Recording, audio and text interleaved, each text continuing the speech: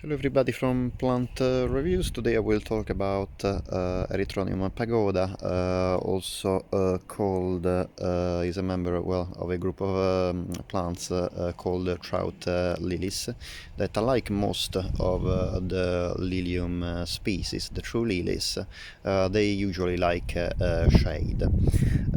This is a hybrid from two American species. Trout lilies live also in Asia and Europe. However, Erythronium pagoda is a hybrid between two American species. One that is the Erythronium tolumense, that is a yellow trout lily, and is distributed in a limited area in California, mainly in woodlands and meadows. And the other parent plant is the Erythronium californicum white beauty.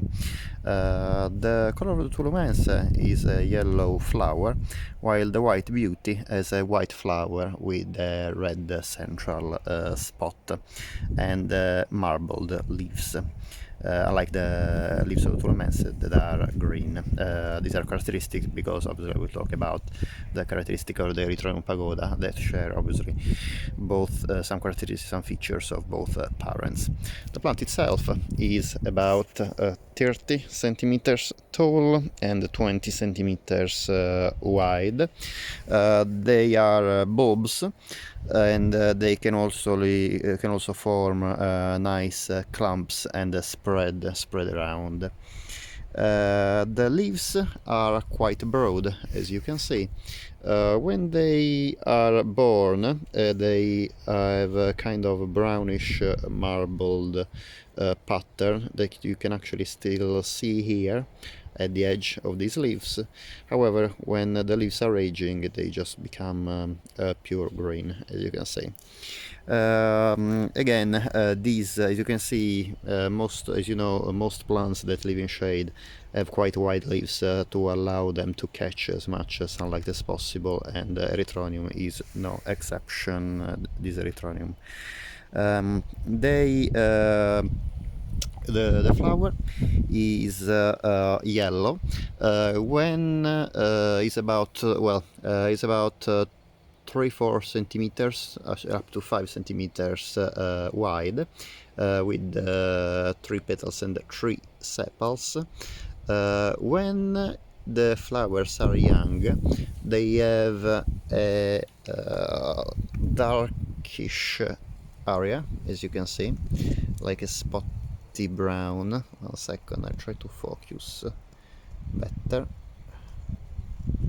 Yeah, probably you see now. Yeah, you see the stripes, the dark brown and the reddish stripe at the center.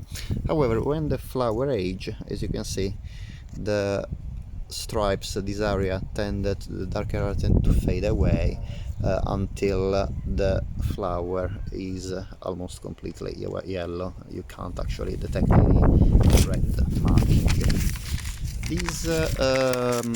Unfortunately, the flower is not fragrant. I can't detect any fragrance, at least myself.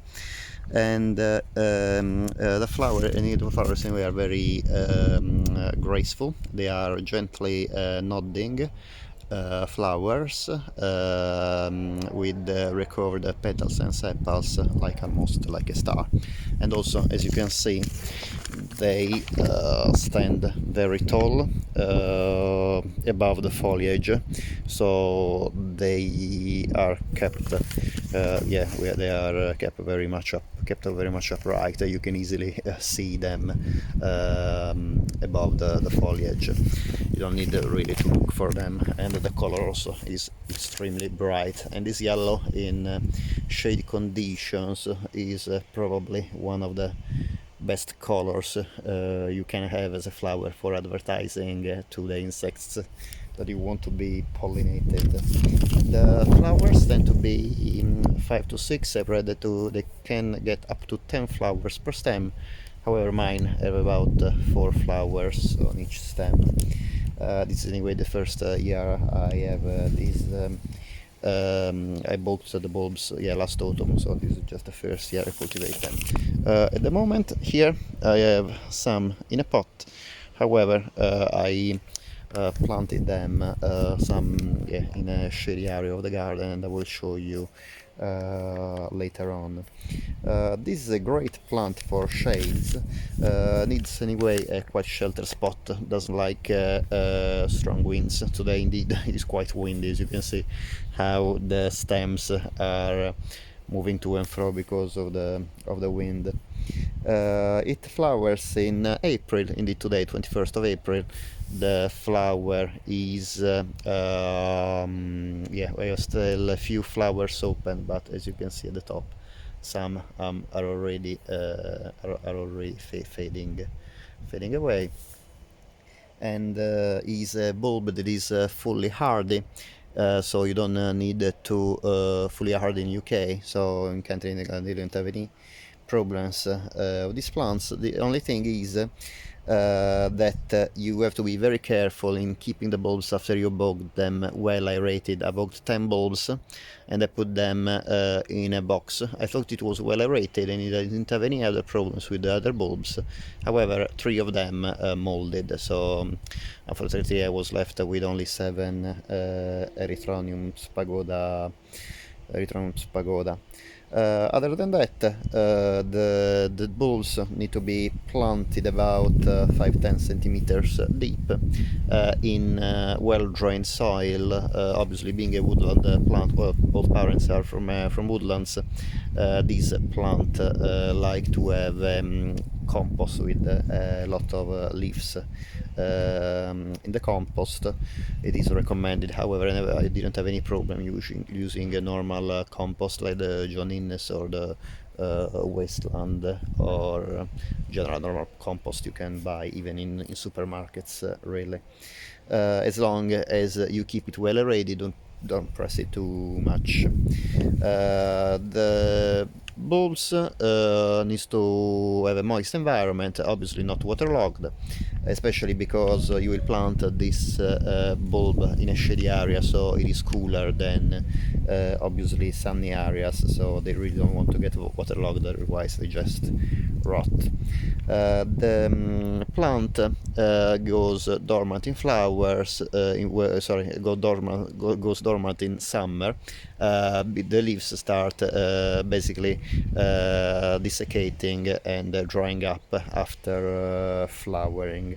So you can collect the bulbs in summer and then plant them in mid to late autumn. And this is also the time that you can propagate the plant by division after flowering. It is anyway a plant that you can keep in place and it will just start spreading around.